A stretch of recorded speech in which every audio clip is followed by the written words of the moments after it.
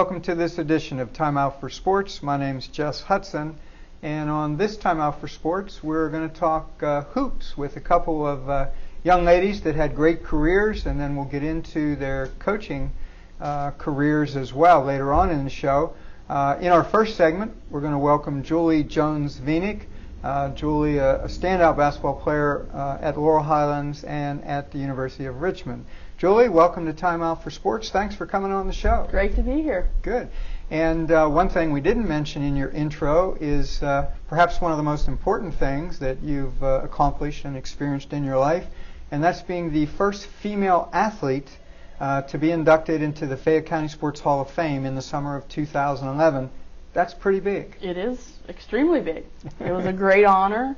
I was actually surprised for it. You know, I had been nominated the previous year, but there definitely was some tough competition for my years, and I was surprised and extremely happy and greatly honored. And what do you remember most about that banquet? I remember my fellow inductees. And who were some of those? Do you remember? Jim Cunningham, and he's probably the one I remember the most because he was a good friend of my father's. My father had passed away the previous October, so we bonded over that. Sure. And of course, Vivian Stringer was the first female inductee. Vivian from Edenborn by McClellantown. She, of course, got in the coaching category. Final Four coach at Rutgers, Iowa, and Cheney State. So, but you're the trailblazer. Many more females to come, we hope. Okay, so we said you had an outstanding career at Laurel Highlands. So how did you get started in hoops? How old were you? I was pretty young. Like my father, he used to play with the guys at BF, I remember. I was probably only maybe 4 or 5 years old. And while they were playing, you know, up on the elevated court, I would get a ball and dribble between the aisles, you know, of the seats in the auditorium part of that. And played, you know, the elementary league with the YMCA Church League. And that was probably 4th, 5th grade, and then I had to play with the boys team at Hatfield for 5th and 6th grade. And then, you know, junior high came around and started with Laurel Highlands. So how was it playing with the boys? Did that force you to play harder, more aggressive, be more physical, or it really didn't bring that much to your game at such a young age? I was pretty used to it because my brother was 6 years older, and he was an athlete, and I wanted to keep up with that Jones, so to speak. You know, and so that I was used to being around the guys and trying to be tough, and I hope the guys didn't take it as, you know, kind of a strange experience, but they probably did because it was a little unusual at the time. And one of the things that may or may not be true, we'll just phrase it like that, is that in today's world, perhaps basketball players and other young athletes don't invest enough time on their own to improve their fundamental skills, etc. So what did you do back in the day to improve your game and fundamental skill level? Well, aside from the hoop that we had at home that I used to shovel the snow off, you know, and be able to dribble and shoot. Arford Playground was right up the street, and so I spent a lot of time up there as well playing. Good. And was your dad involved in your advancement of hoops? He was around. Probably the competitiveness with my older brother was more so than he was. And probably then, once I got into AAU, that's what really sort of catapulted it. Sure. And your brothers came in for the Hall of Fame induction and golfed, etc., and came all the way from the West Coast. Yeah, this past Well, we expect him every year. He wants to make it an annual trek for him. So. Okay, let's move to high school. A great career, well over 1,000 points. I think you hit 4 figures your junior year. And then your senior year, you actually led the WPIAL in scoring, 27 or 28 points a game. What do you remember most about your high school experiences? Well, I do remember that my year, we were the first freshman class to ever go to Laurel Highlands. You know, prior to that, it was 10th, 11th, and 12th grade. And so it was an opportunity for me to play on the varsity team as a 9th grader. And I was lucky enough to have Alana Jackson as a senior, Amy Hench, Susie Biro, that they were sort of known commodities on the team.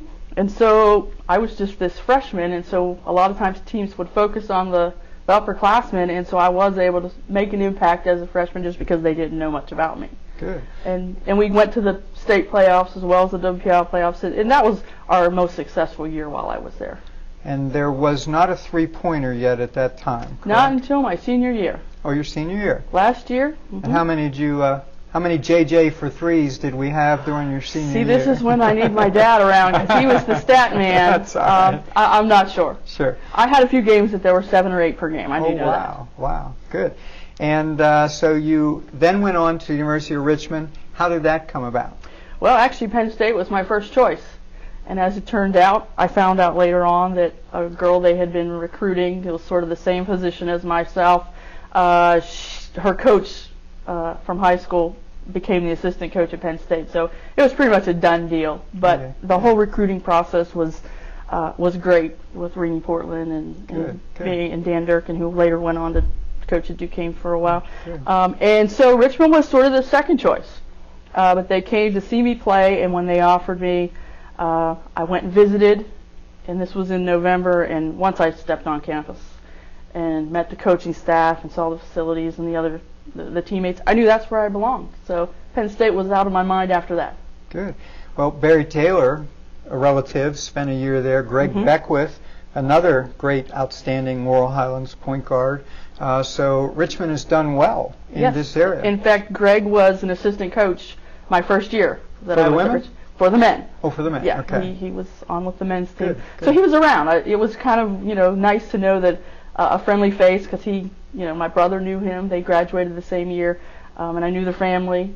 And so it was nice to know there was a Uniontown connection when you're 5 hours away. Yeah, that's always good. So you step in as a freshman, and you started the very first game, never got pulled from the starting lineup, over 1,500 points. I believe you finished second in the nation in three-pointers one year, great percentage. Talk about your college experience. It was a lot of work, and there were times that, I honestly thought about quitting because it was tough, especially after the freshman year. I had no idea the time involved and the commitment that it really takes, and my roommate was an ordinary student and got to see all the fun things she was going to do and planning on studying abroad in Europe and opportunities that I felt like I was missing. But I was, young and naive at that time. But, luckily I stuck with it, and no regrets whatsoever. Had a great career. We went to the NCAA tournament twice. Lost in the first round, unfortunately, both times. But played at Tennessee, which is probably the pinnacle of the career. Not many people can say they ran out to that ocean of orange. And playing of Rocky Top all those times. And we traveled around. We went to tournaments in California, in Arizona, Maine. Got to see the country, and it was just a great experience for me. Wonderful. And you're known for your three-point shot. Is that your shot, or just one of many ways that you scored? In college, it became my shot because that was my role. Obviously, in high school, I scored from just about anywhere. The three-point shot came very naturally to me. In high school, a lot of times, the defense would just push you out, and so for me, just shooting farther away was natural. And so when the three-point line came in to being, it was very easy for me to learn to shoot there, and that's what my role was. I was a shooting guard at Richmond, and that was my role, and it was great. And I did finish my career. I was second. I missed the all-time Division I record by 7 shots. So had we played 2 more games, I could have. I'm still in the top 25, but at my year of graduation, I was 7 away. So that is great. Yeah. And when we watch TV today, not only the men, but the women, the defense is just through the roof. The intensity, the strength, the speed, the quickness. Was defense as much a part of the game back in your day? Because it wasn't in my day. Not till I got to college, that's for sure. But it's kind of ironic. I'm not known for any defensive skills. I'll be the first one to admit that. But all 4 years at Richmond, we were in the top 10 for team defense. And in fact, 2 of the years, my sophomore and junior years, we were number 1. We were tied for, the national team defensive award as far as field goal percentage. And our coach prided herself in that. And so I gained the skills that I needed to become less of a liability on defense. A more rounded, more well-rounded player. Absolutely. And lastly, in our 30 seconds here in this segment, you actually coached in college then at Waynesburg, 1 year as an assistant and then 3 years as a head coach, had some success there. Tell us about those 3 years as a head coach very, very quickly. I was the assistant with Rob Phillips. He had tremendous teams while he was there, so we had very successful teams.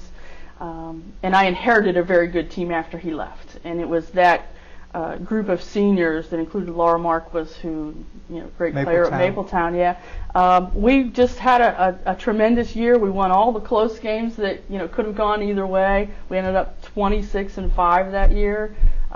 Went to the first round of the NCAA playoffs down to Salisbury, Maryland. Won it at the buzzer, and then we eventually lost to Capital, who was the reigning, defending champ, and I can't remember how many national titles they've won. They're just, they're like the Tennessee of Division III at that time, anyway. But it was great. Good. Well, you had a good coaching career there. You're coaching now. We're going to bring you back in a little bit, and we'll talk more about what you're doing today. Okay. All right. So that'll wrap up this segment of Time Out for Sports. We want to thank Julie Jones-Vinik, and please stay with us through the break. We'll be back with more Time Out for Sports. Bored? Well, maybe it's time for you to get a hobby at Uniontown's most exciting new store, Get a Hobby, where you'll find fun for everyone. Lionel Trains have been bringing families joy for more than 100 years, and Get a Hobby has a big selection. For more excitement, try a remote-controlled truck, plane, or even a helicopter. From the beginner to the experienced pilot or driver, Get a Hobby has what they want. Modeling is relaxing, fun, and rewarding, and Get a Hobby has the largest selection of plastic cars and military model kits in the area, and all the paints and glues that you'll need to do it right. Don't forget about all the puzzles, paint by numbers, sewing kits, and even science projects. Stop by Get a Hobby today, downtown Uniontown, next to Woodlands World. They'll help you and your family find a lifetime of fun.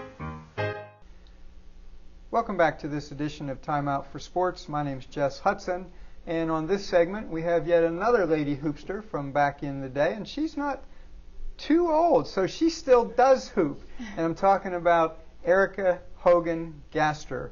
Erica, welcome to Time Out for Sports. Thanks for coming on the show. Thank you. You're welcome. Erica had a great career at Geibel and then later at St. Vincent. So before we get to Geibel, let's talk about your youth. So how old were you when you first picked up a ball, and how did basketball work its way into your life? Well, I believe I was about 3 years old, and my aunt Donna actually bought me a Dr. J hoop that was adjustable for kids, and that was my beginning. Apparently, from the story I've heard, she was my favorite aunt after that.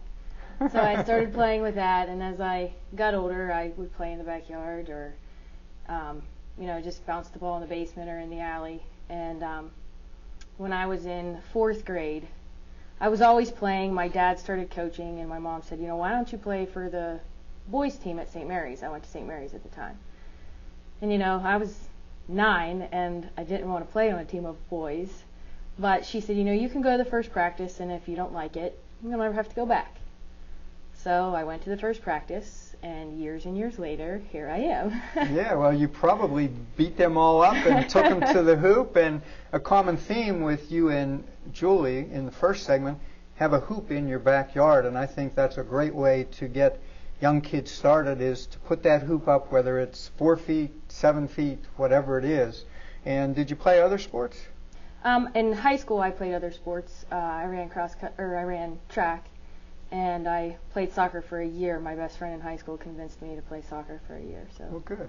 And you played with the boys at St. Mary's, and did you continue to play with boys away from structured practice at Geibel, on the playgrounds or at Y or anywhere? All the time, actually. I have 19 cousins on my dad's side, and 2 of my cousins are my age, and a lot of us are around the same age, and many of them are boys. So. any family gathering we had, any weekend we had, we were either in one of our backyards, we were at Arford Park, we were at Colic Park when it was still there, playing all the time.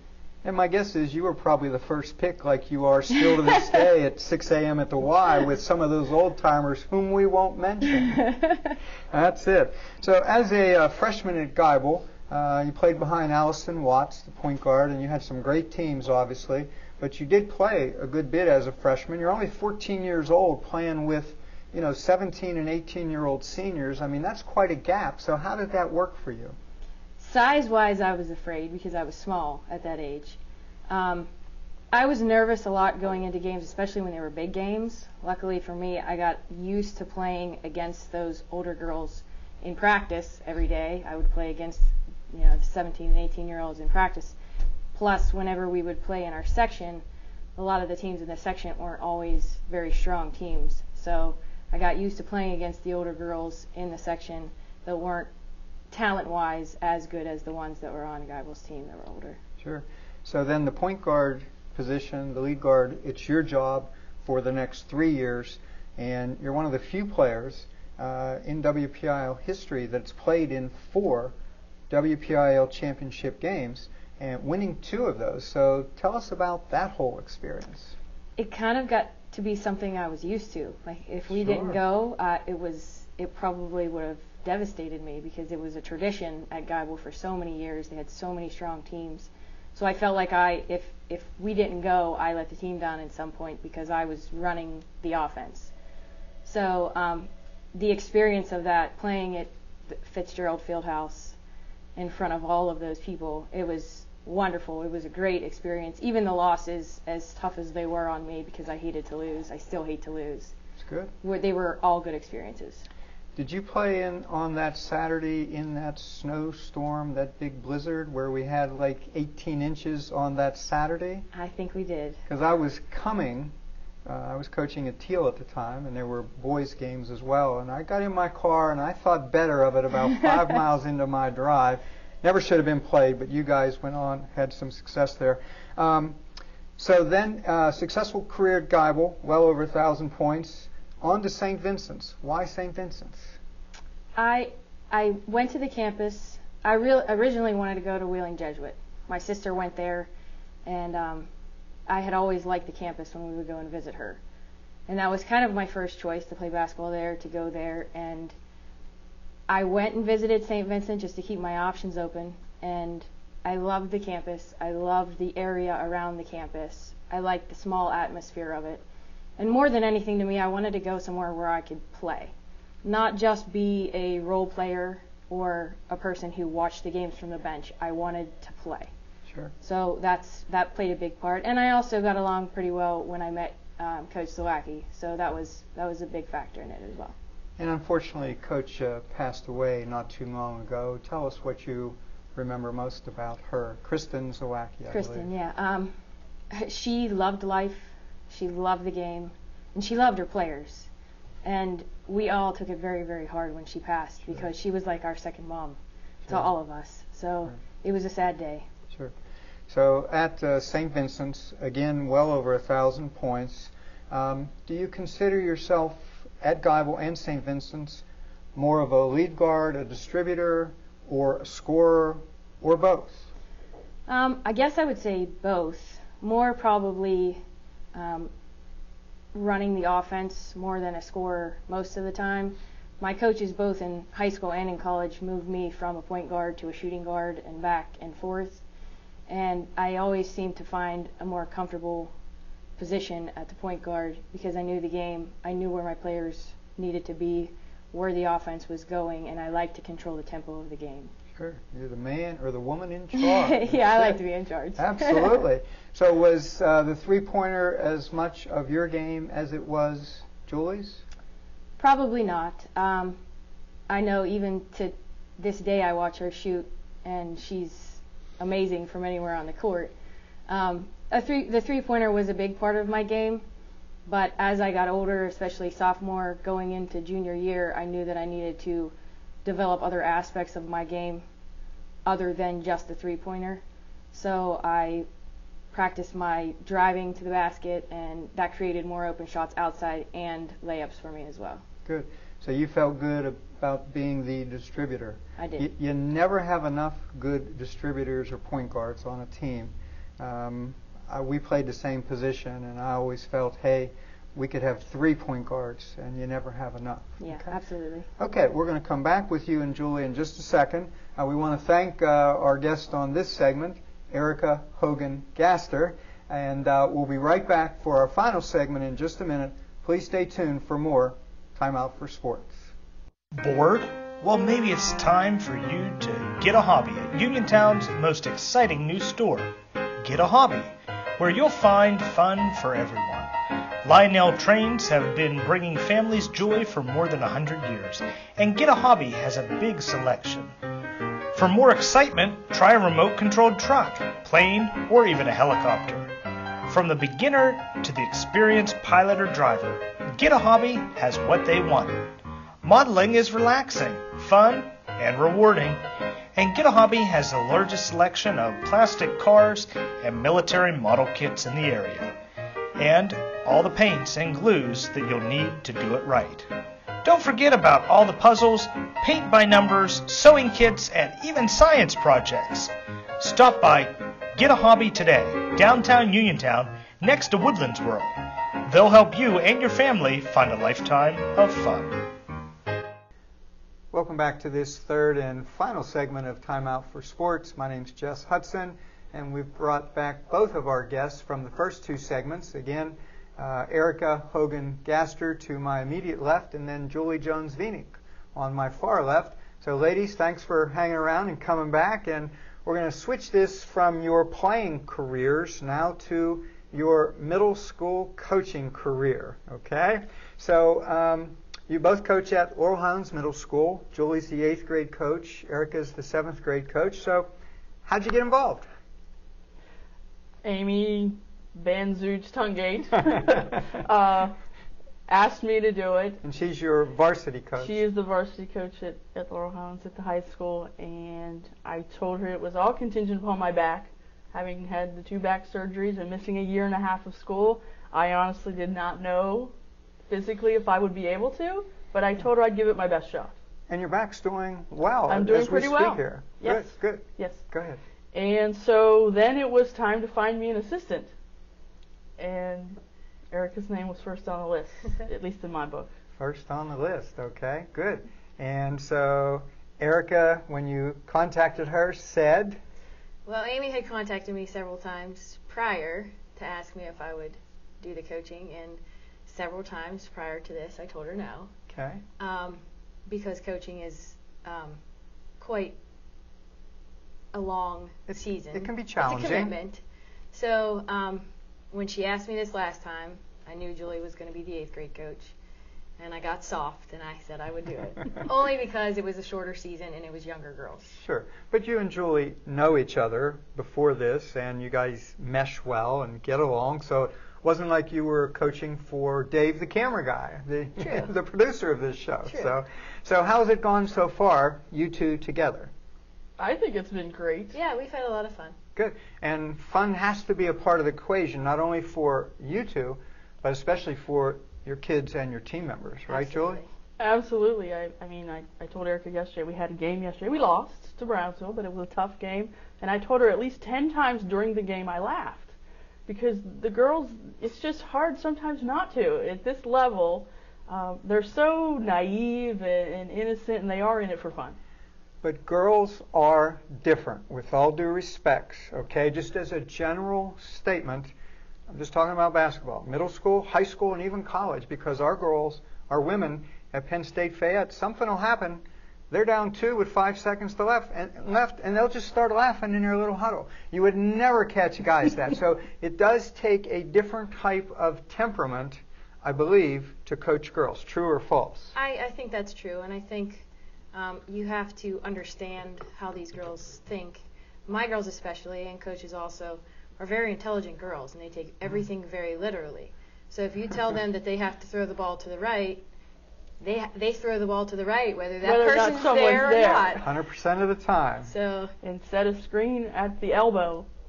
there's no defender there to set the screen on, but they go and set the it screen in. at the elbow. So. Well, your group and Coach Tungate's group, tons of 4.0 students on these teams, which is great. So, well, what do you think the most challenging thing or two is with your team, middle school girls basketball? Julie? Well, for me, as the coach, being at, the last time I coached was at Waynesburg College. The only time I coached. Just to bring it down, or what? You definitely have to bring it down, and terminology was a problem when we first started out. These kids didn't know the basics, and that's what we've been trying to do. But yeah, your expectations are lowered to this level.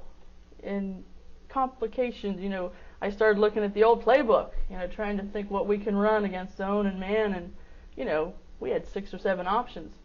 We just need one option. Yeah, you keep it simple. Keep it simple. Yeah. And how important actually is winning at the middle school level? Is that the number one goal of middle school basketball? I would say no. I think the number one goal in middle school basketball is to get better. To get better in practice every day and to get better each game we play. Not to go backwards in anything that we do. So, do we want to win? Absolutely. Sure, the girls want to win. They all play hard. So it is a factor, but it's not number one. Sure. And where do... Can I just interject? Absolutely. I do agree absolutely with that. And I do feel a little pressure from Uncle Bob that has set the bar really, really high. He's won a few games up there, a few undefeated seasons. A few section titles. And he reminds us of how many day. he's won. And he sent my Uncle Rick to school the other day to ask what our records were. Oh, boy. Oh, my. Interesting. But so, yeah, in that essence, there's a little pressure to win. But for me personally, that's not my priority. And I want to teach them the basics. And fundamentals needs to be a big part of this, morning, noon, and night. And if you do the basics and the fundamentals, the wins should come. Sure. And I agree with her that improvement is a number one goal. And I'll just throw this in because it happened yesterday. Our first game of the year was against Brownsville, and I'll admit the defeat. It was 46-6. That was my debut. Good athletes at Brownsville. Kiki somebody. Yes, that was my debut though, and I started reconsidering the whole coaching career. But anyway, so we played them our second time yesterday, and we lost 29-21. And the coach actually said, "Boy, your kids have really improved." And so that's what we want to hear. Well, you've coached them up a little bit better, and they've worked hard to improve, and that's great. So, where does discipline come in middle school? Because in college and in high school, discipline's a big thing. So, where does discipline come in? Can you raise your voice a little bit, or can you raise it and then come back right away? You have to pat them on the back. How does that work? I have to do a little bit of both because girls are emotional no matter what level no you're at. way. I've learned that throughout the years. So I do a little bit of constructive criticism. Only yell when I have to because I'm not a big yeller. You yell at me. I officiate. She yells at me every quarter. That's not true. You're one of the better ones. Oh, thank you. You're welcome. Scoring points, I tell you. So it is we do both sides of it. There are times we need to raise our voices at them to get a point across, but at the same time, we have to make sure that we keep them with us because too much yelling, we start to lose. Sure. One of my favorite sayings is, "I'm yelling for you, not at you," and you have to distinguish the difference. Okay, so. You raise your voice a little bit, Coach? Just a little bit. I think we have very similar temperaments when it comes to our coaching philosophies. And it was funny yesterday, the clock keeper at our home games, not sure, I won't mention his name, but he said, "You know what, it's been a great season, Coach, a lot less yelling." Interesting. So, but anyway, that's not who I am. Yeah. I'm not a yeller and screamer. But I think when we do yell and scream, then they know we're for real. And so I think you have more of an emphasis and you get more of an impact and more of a reaction from the kids if you don't just scream all the time, but when you have a point to make, you make it. You pick and choose your spots, just like marriage. You pick and choose where the battles are going to be. Okay. So, but overall, are you enjoying your experience? Will you come back for year 2? I will probably be back for year 2. As long as the back holds up, I've had a good experience, and I do like the short season. And I don't know where this is going to go, but if she wavers, I would be very disappointed. Ooh. I'll put it that way. All right, so Erica, year 2. I'm on the fence with year 2. Okay. And what puts you on the fence? Well, I'm very selfish with my own free time, and Okay. this takes a lot It does away take a from it. commitment. Okay. So that would be the only reason. The girls are wonderful. Good, They're great good. to work with, and so is Coach. And last question, we have to bring up parents. Okay, parents like to get involved. They like to referee from the stands. They like to coach from the stands. But I'm not picking on parents. They're a big part of this. They have to take their kids to, fro.